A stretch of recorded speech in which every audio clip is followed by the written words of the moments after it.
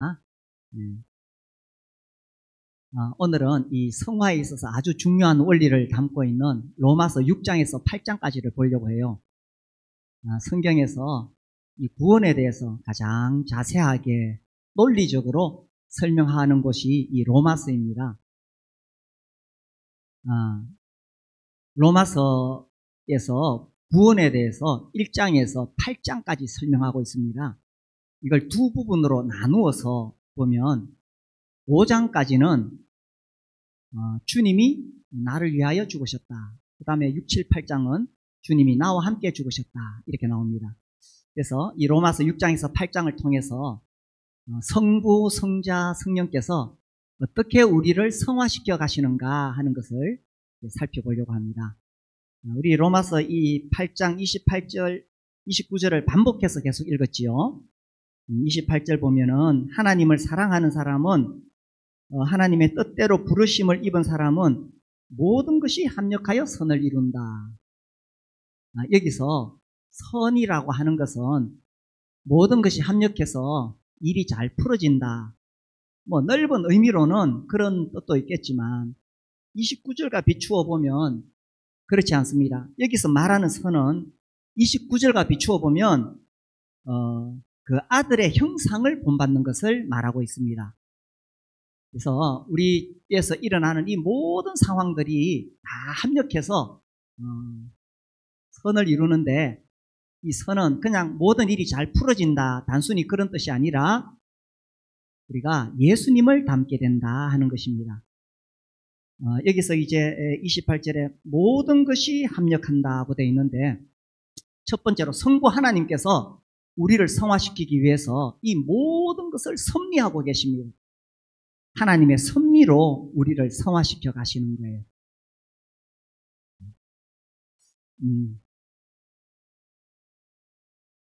우리에게 일어나는 이 모든 상황들은 우연히 일어나는 것이 아니지요. 하나님께서 다 계획하시고 하나님의 의지대로 이런 일들이 일어나고 있습니다. 우리에게 좋은 일도 일어나고 또 나쁜 일도 일어납니다. 특별히 하나님은 우리에게 시련과 고난이 있게 하시는데, 이런 문제들을 통해서 우리를 그리스도를 닮게 하신다는 거예요. 좋은 일만 계속 있으면 좋겠죠? 그러면 우리가 주님을 닮아갈 수 없어요. 오히려 시련이 있을 때에 그때 우리가 더 주님을 닮아가게 됩니다. 그렇지 않던가요? 신앙생활 해보니까 진짜 어렵고 힘들 때에 그때 오히려 우리가 주님을 더 닮아가게 됩니다.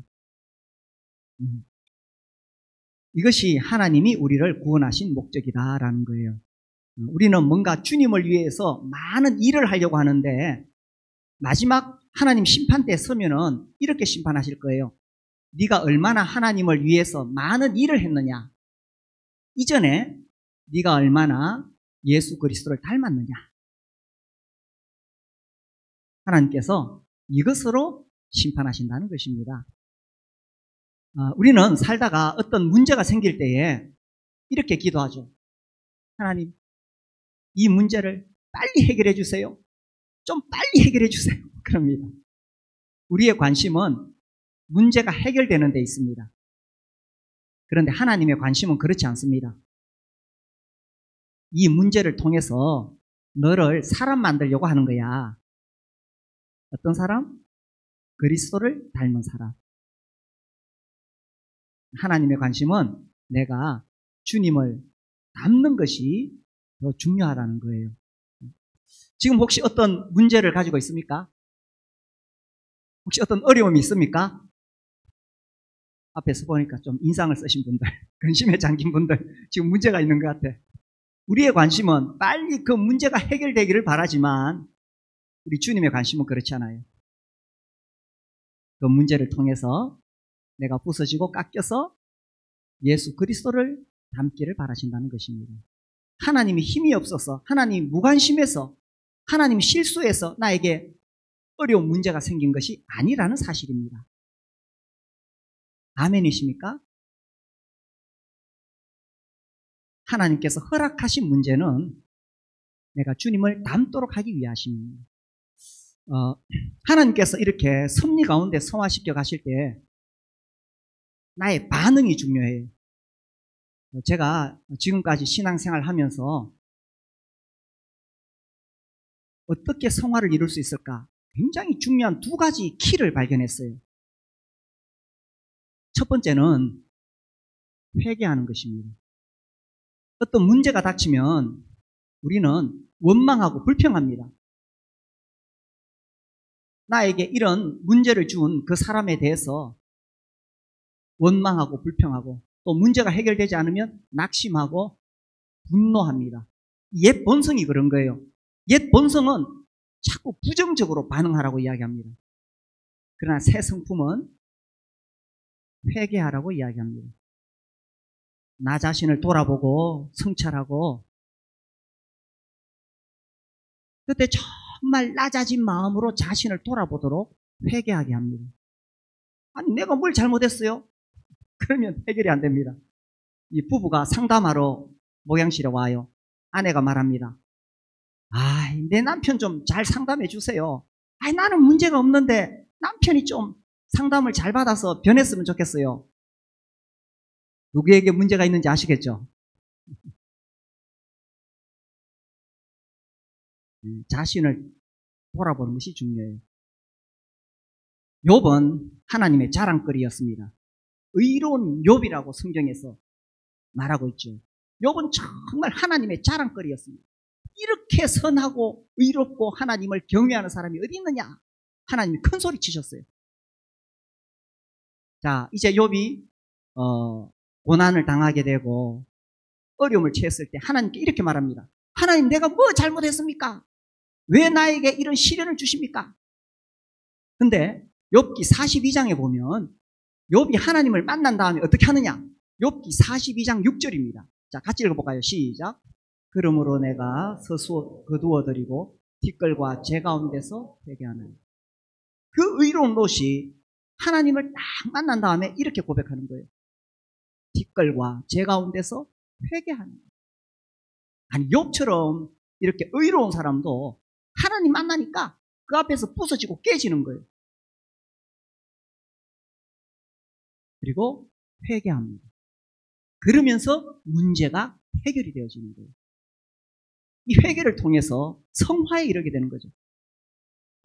저는 신앙생활을 하면서 이걸 정말 깊이 깨달았어요. 그래서 다른 사람을 향해서 문제의 원인을 찾기보다는 하나님 앞에 겸손히 엎드리는 것이 첫 번째 비결이고요. 두 번째 비결은 이거 잘 아시죠? 우리가 수년 전에 계속 강조했습니다. 감사하는 거죠. 우리의 옛 성품은 시련이 오면 그냥 원망 불평이 막 솟아오릅니다. 그렇죠? 왜 나에게 이런 일이? 그리고 낙심하게 되고 나중에는 분노가 치솟습니다. 왜 나에게 이런 일이? 새로운 성품은 감사라고 하죠. 데살로니가전서 5장 18절 외우시죠? 시작. 범사에 감사하라. 이는 그리스도 예수 안에서 너희를 향하신 하나님의 뜻입니다. 하나님의 뜻이 분명하죠. 범사에 감사하라. 모든 상황이 이게 내가 어려운 일을 겪는 것이 하나님이 실수하신 것이 아니에요. 하나님의 계획과 뜻이 있습니다. 그럼 내가 어떻게 반응하기를 원하시느냐? 감사하는 것이 하나님의 뜻이라는 거죠. 제가 얼마 전에 여기 금호강변에 이제 산책 길을 걸으면서 기도를 하죠. 기도하면서 저에게도 답답한 기도 제목이 있어요. 그래서 막 기도하면서 제가 딱 생각나는 것이 있어요. 내가 이렇게 징징대면서 기도하는 것을 기뻐하실까? 아니면 정말 하나님을 신뢰하는 마음으로 기도하는 것을 기뻐하실까? 우리 집 아이가 어렸을 때 와가지고 아빠 이거 해주세요 막 불평조로 이야기하는 것을 우리가 좋아할까요? 아니면 정말 아버지를 신뢰하는 마음으로 이거 해주세요 하는 것을 우리가 좋아하겠어요? 제가 그때 깨달았어요. 하나님 똑같으시겠다. 하나님 앞에 징징대면서 짜증스럽게 말하는 것보다 정말 하나님을 신뢰하는 마음이 필요하겠다. 이 감사에는요, 정말 엄청난 신비한 능력이 있다는 것을 우리가 수년 전에 계속 이야기했습니다. 저는 지금 많이 습관이 되었어요. 아유, 정말 이것이 저는 성화의 비결이라고 생각해요. 막 짜증이 날 때에 아니야, 감사해야지. 좀 훈련이 됐습니다. 아직 여전히 부족하지만 자기 전에는 꼭 기본적으로 5가지 이상 감사 제목을 하나님께 아뢰입니다. 하나님 이것도 감사하고요, 저것도 감사하고요. 감사에 정말 신비한 능력이 있어요. 그죠? 우리가 살펴봤습니다. 그래서 하나님의 섭리로 우리를 성화시켜 가실 때에 우리에게 일어나는 모든 일은 우연이 아닙니다. 우리를 그리스도를 닮도록 하기 위한 하나님의 섭리죠. 그때 우리가 어떻게 반응할 것이냐? 저는 이 2가지 깨달았어요. 회개하는 거하고 감사하는 거. 그렇게 살려고 해요. 그렇게 하시겠습니까? 네, 그렇게 해봅시다. 성부 하나님은 섭리로 이끌어 가시고, 2번째, 성자 예수 그리스도께서 하시니 우리는 그리스도와 연합하였다. 자, 그리스도와의 연합의 원리가 성화에서 매우 중요한 교리입니다. 말씀드렸듯이 로마서 구원에 대한 부분을 8장까지를 2부분으로 나눌 때에 5장까지는 그리스도께서 나를 위하여 죽으셨다는 것입니다. 그래서 나는 죄의 형벌로부터 벗어났습니다. 자유합니다. 6장에서 8장까지는 그리스도께서 나와 함께 죽으셨다는 것입니다. 그래서 나는 죄의 지배로부터 벗어났다, 자유하다는 것입니다. 우리 얼마 전에 계속 로마서를 계속 수요일날 공부했잖아요. 그죠?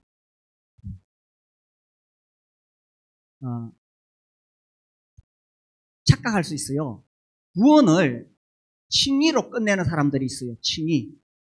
내가 이제 죄 용서 받았다. 하나님 앞에서 이제 죄를 용서받고 천국 갈 수 있게 되었다. 끝. 그 다음에 좀 영적으로 열심히 있는 사람은 그 다음에 성화를 해나간다. 틀렸습니다. 칭의와 성화는 구분할 수는 있지만 분리할 수는 없습니다. 내가 죄사함을 받는 그 순간 성화가 시작되는 거예요. 근데 이걸 이제 착각하니까 아이고 뭐 이제 나는 은혜로 구원받았어. 이제 무슨 죄를 지어도 나는 천국 가는 거야. 이게 구원파식 구원입니다. 혹시 그런 오해 안 하시죠? 얼마나 제가 강조했습니까? 구원파식 구원. 그래서 이 구원을 오해하니까 아니 내가 은혜로 구원받았는데 이제 뭐 내 마음대로 살아도 나는 천국 간다. 자, 로마서 6장을 봅시다. 1절에서 3절을 읽어봅시다. 시작. 그런즉 우리가 무슨 말을 하리요? 은혜를 더하게 하려고 죄에 거하겠느냐? 그럴 수 없느니라. 죄에 대하여 죽은 우리가 어찌 그 가운데 더 살리요? 무릇 그리스도 예수와 합하여 세례를 받은 우리는 그의 죽으심과 합하여 세례를 받은 줄 알지 못. 3절 그리스도와 연합입니다. 자, 1절 질문 나오죠. 어이구, 우리가 은혜로 구원받았는데 뭐 죄 지어도 천국 가잖아요. 2절 그럴 수 없느니라. 우리는 죄에 대하여 죽었다. 그런데 어찌 더 죄 가운데 살겠느냐?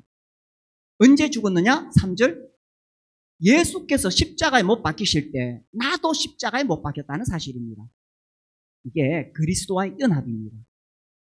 이것은 매우 신비하고 다 이해할 수 없지만 성경이 분명하게 이렇게 말씀하셨어요. 내가 언제 못 박혔어요? 2000년 전에 우리 주님이 십자가에 못 박힐 때. 자, 내가 왜 죄인 되었어요? 아담이 죄를 지어서 아담 죄 지을 때 그 죄의 속성이 나에게 있어서 죄를 짓잖아요. 내가 언제 그리스도와 함께 못 박혔어요? 예수님이 십자가에 못 박힐 때 나도 연합해서 못 박혔다는 사실입니다. 그래서 내가 죄에 대하여 죽었다는 사실입니다. 죄가 죽은 게 아니요. 죄는 여전히 나에게 공격해오지만 내가 죽었기 때문에 죄가 더 이상 나를 지배할 수 없다는 사실입니다.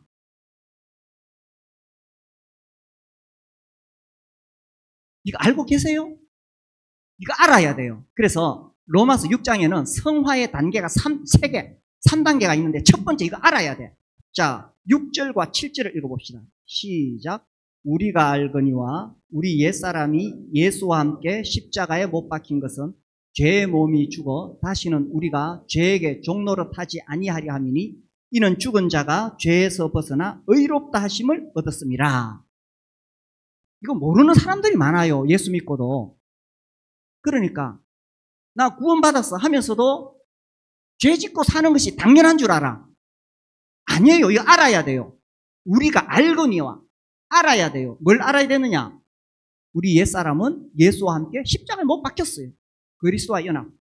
그래서 우리는 죄에게 종노릇 할 이유가 없어요. 왜? 죽은 자는 죄에서 벗어났으니까. 우리는 죄에서 벗어났기 때문에 죄가 우리를 지배하지 못해요. 이거 아세요? 옆 사람에게 물어보세요. 알고 계십니까? 내가 죄에 대해서 죽었다는 사실을 알고 계십니까? 물어보세요. 내가 죄에 대해서 죽었다는 사실을 알고 계십니까? 물어보세요. 첫 번째는 알아야 된다. 알아라. 첫 번째 알아야 된다. 아니 이거 모르니까 뭐 내가 예수 믿어 구원 받았지만 나는 연약하니까 오늘도 죄 짓고 내일도 죄 짓고 사는 거야. 그렇지 않다는 사실입니다. 이 놀라운 진리를 전하기 위해서 교회 역사에 보면 정말 많은 사람들이 성화를 추구했어요. 제가 이 기회에 완전 성화 교리를 좀 소개할게요. 조금 복잡할 수 있는데 잘못하면 이런 오류에 빠질 수 있기 때문에 제가 지금 소개하려고 합니다. 18세기에 존 웨슬리를 통해서 영국에 부흥운동이 일어났습니다. 자, 존 웨슬리는 정말 하나님께 크게 쓰임받은 사람입니다. 같은 시기에 1789년 프랑스에서는 대혁명이 일어났어요. 그 인본주의 프랑스 대혁명은 수많은 사람들을 죽였어요. 피해 학살이 일어났습니다. 영국도 그 당시에 이게 막 골마 터져가지고 프랑스와 같은 그런 혁명이 일어나고 수많은 사람들이 죽을 수밖에 없는 상황이었어요. 그런데 무신론 역사가가 말하기를 영국에는 왜 이런 혁명이 일어나지 않느냐? 존 웨슬리의 부흥운동 때문이다. 이렇게 평가했습니다. 이 웨슬리가 말을 타고 다니면서 이 복음을 전했고 그것이 영국을 변화시켰다는 사실입니다.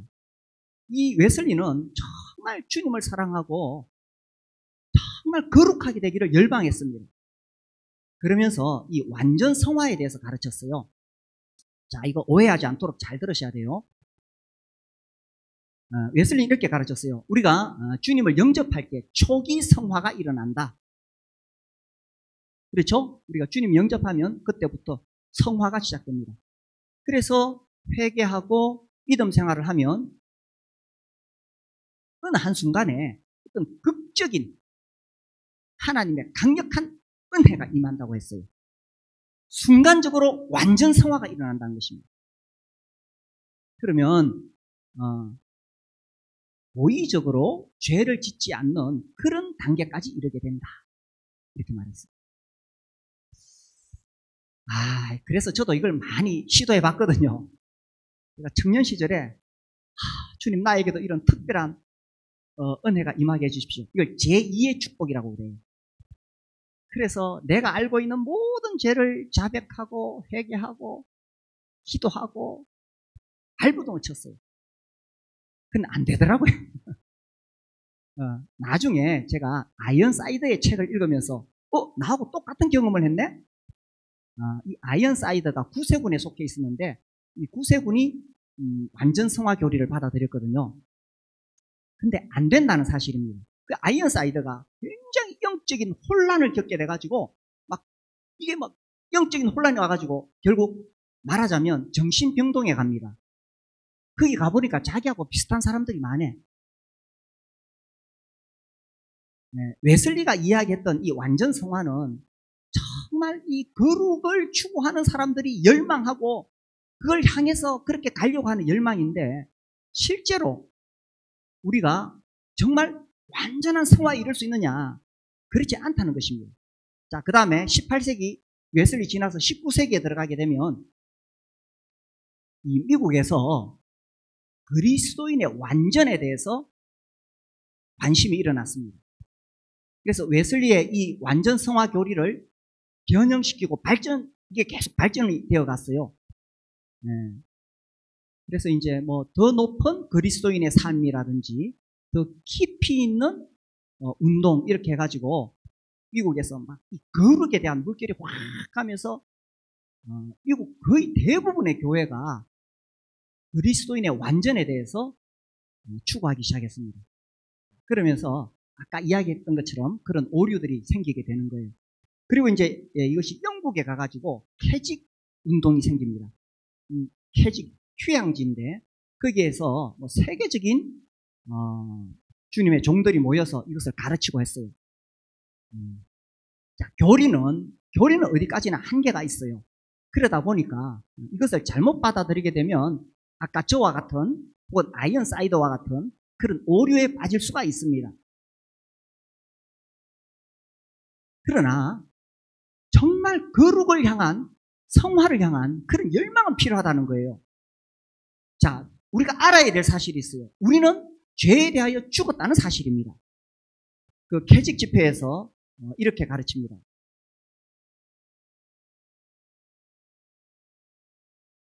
자, 잘 들어보세요. 하나님의 자녀의 정상적인 생활은 끊임없는 패배의 생활이 아니라 승리의 생활이어야 하며. 맞아요, 틀려요?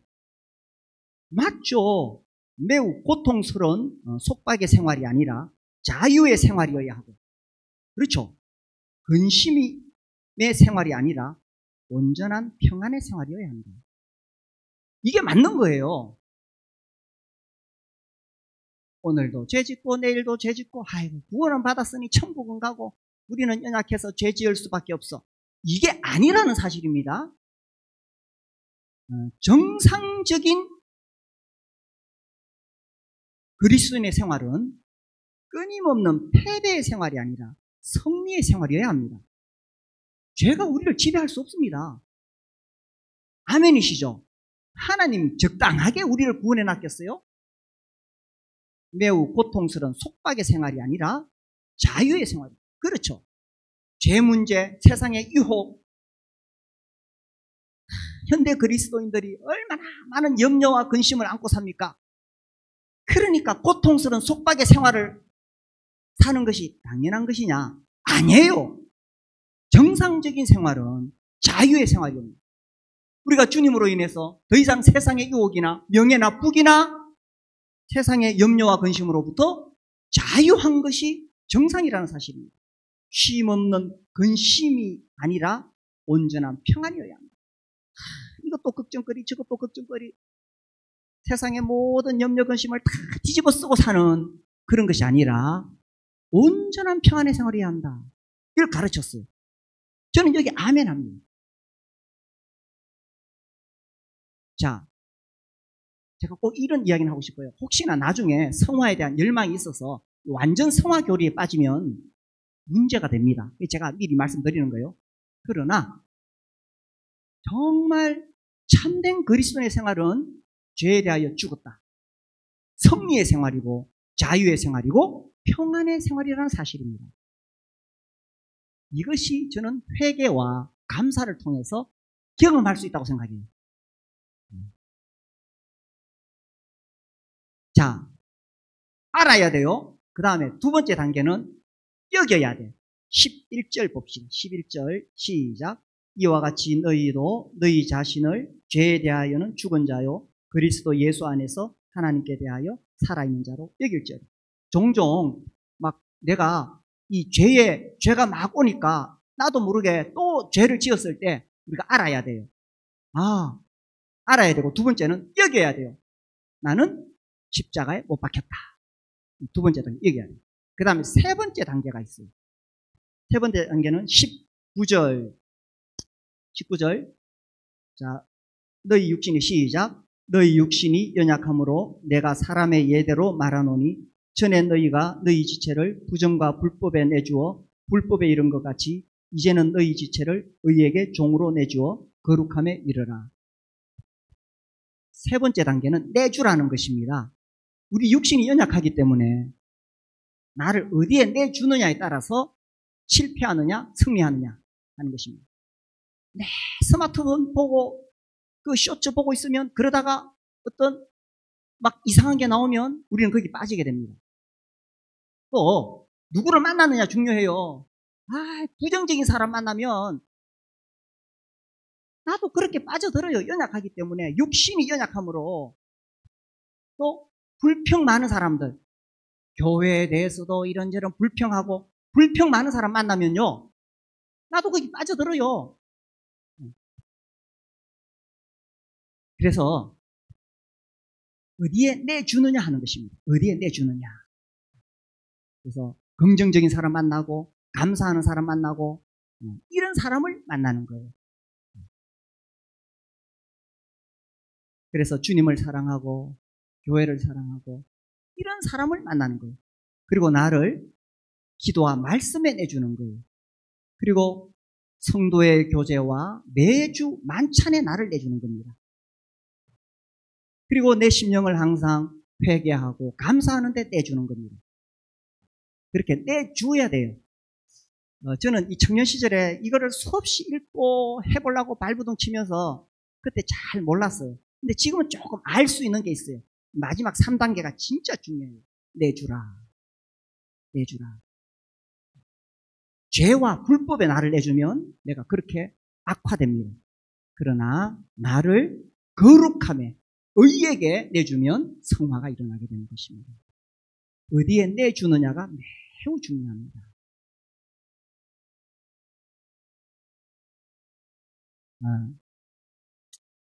그 다음에 성부 하나님께서 섭리하시고, 두 번째 성자 그리스도와 우리가 연합하여 있고, 세 번째는 성령이 실제로 성화는 성령의 능력으로 일어나는 겁니다.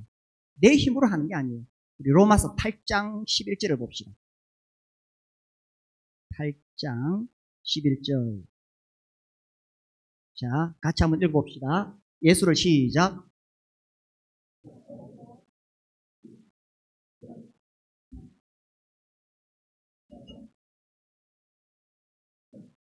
그의 영으로 말미암아 너희 죽을 몸도 살리시고. 성화는 절대로 내 힘으로 할 수 있는 게 아닙니다. 내 안에 계신 성령이 나를 변화시키는 거예요. 간혹 보면 예수 안 믿는데도 참 신사적이고 훌륭한 사람들이 있어요. 내 친구 중에도 진짜 걔는 양반이야. 안동 양반이에요. 그런 타고난 성품을 이야기하는 것이 성화가 아닙니다. 사실 그 훌륭한 친구도요, 안으로 들어가 보면 나와 똑같은 죄악성을 가지고 있어요. 다만 좀 유전을 잘 받은 것 같아.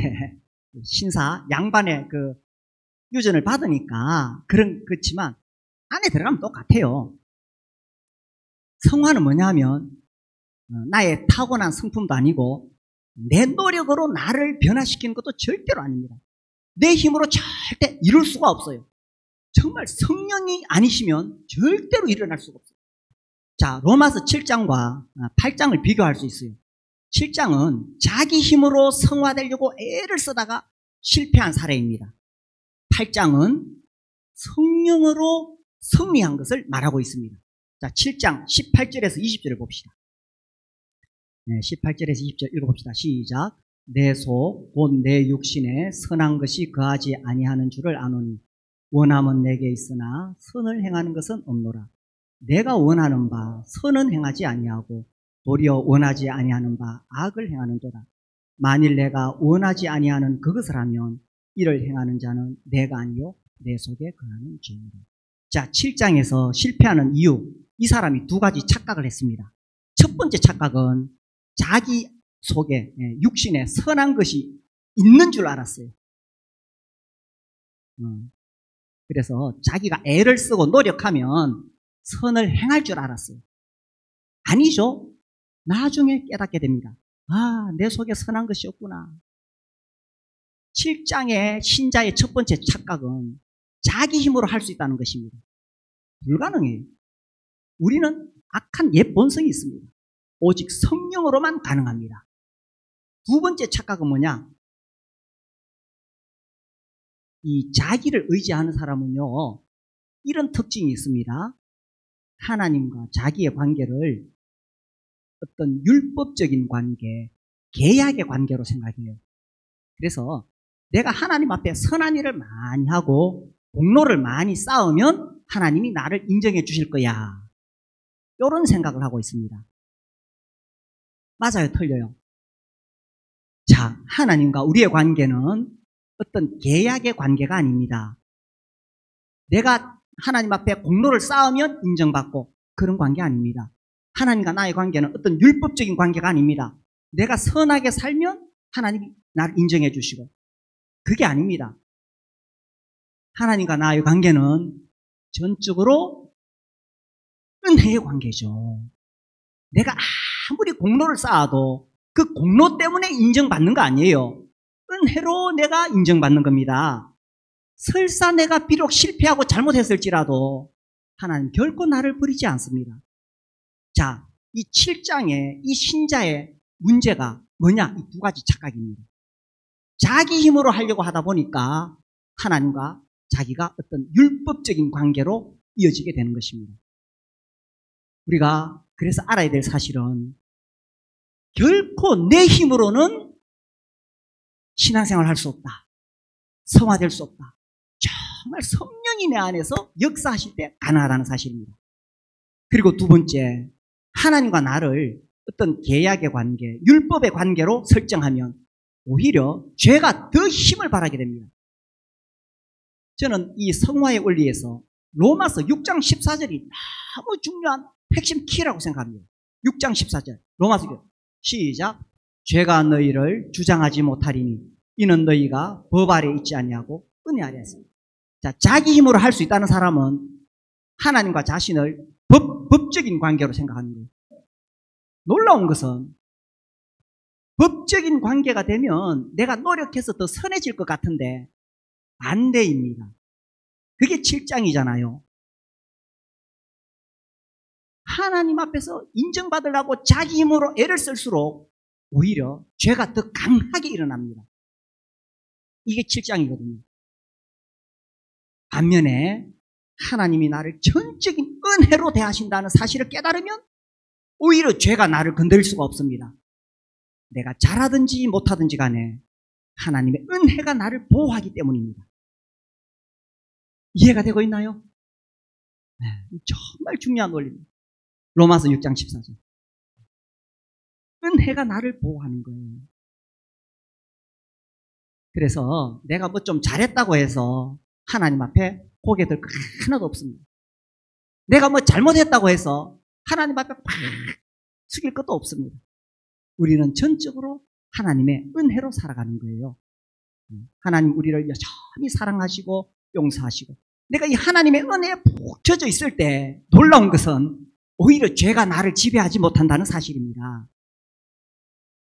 이게 놀라운 은혜의 비밀이에요. 우리 교회에도 이런 은혜가 흘러야 돼요. 은혜가.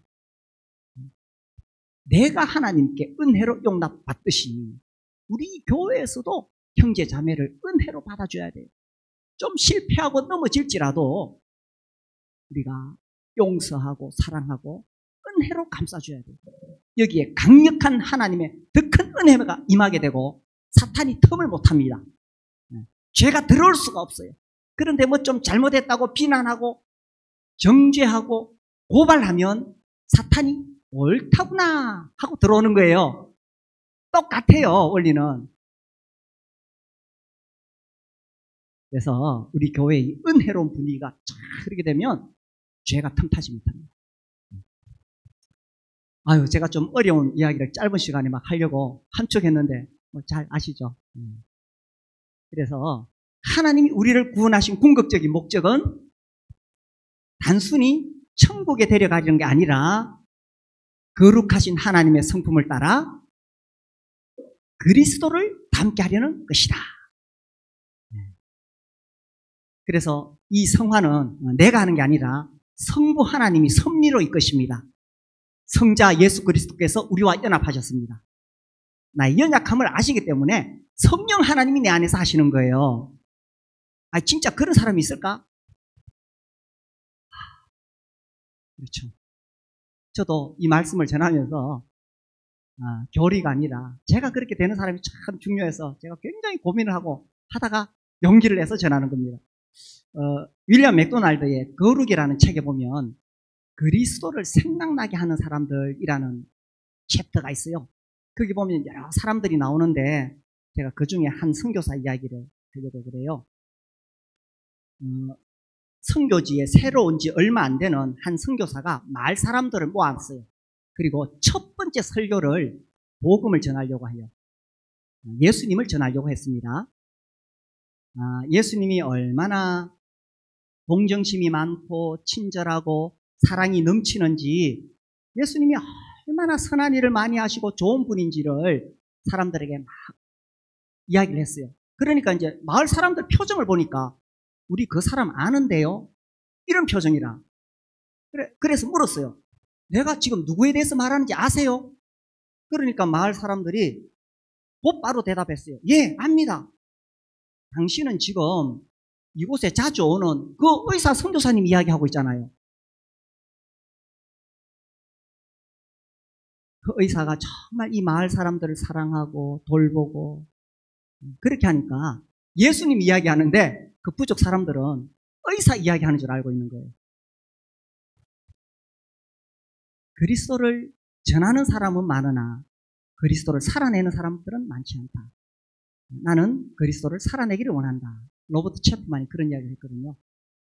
그래서 우리가 이런 성화의 원리를 가지고 그리스도를 닮아가고 우리 교회에 그런 형제님들이 많으면 좋겠어요. 그래서 예수님 전하는데 아니 그 사람 아는데요? 그 성서 행복한 교회 김형제 있잖아요. 김형제. 박자매 있잖아요. 박자매. 우리 교회가 그런 교회가 되었으면 좋겠습니다. 우리 모두가 우리 주님을 닮아갈 수 있게 되기를 바랍니다. 기도하겠습니다. 우리 주님 앞에 기도하겠습니다. 주님 닮아가게 해주세요. 우리 주님의 온유와 겸손을 배우게 해주세요. 물론 내 안에는 전혀 그런 거 없습니다. 나는 정말 딱딱하고 교만한 사람이지요. 나에게서 기대하지 않습니다. 그러나 아버지 하나님께서 이 모든 상황을 통해서 섭리해 가십니다. 시련을 통해서 나를 만들어 가시죠. 우리는 예수 그리스도와 연합하였습니다. 나는 죽었습니다. 죄에 대해서. 그리고 성령께서 내 안에서 일하십니다. 하나님, 나를 예수 그리스도 닮아가게 해주세요. 내가 할 수 있는 게 아닙니다. 다만 우리가 회개하고 감사하면 하나님께서 나를 빚어서 그리스도를 닮아가게 하실 것입니다. 그렇게 해달라고 이 시간 주님 앞에 기도하겠습니다.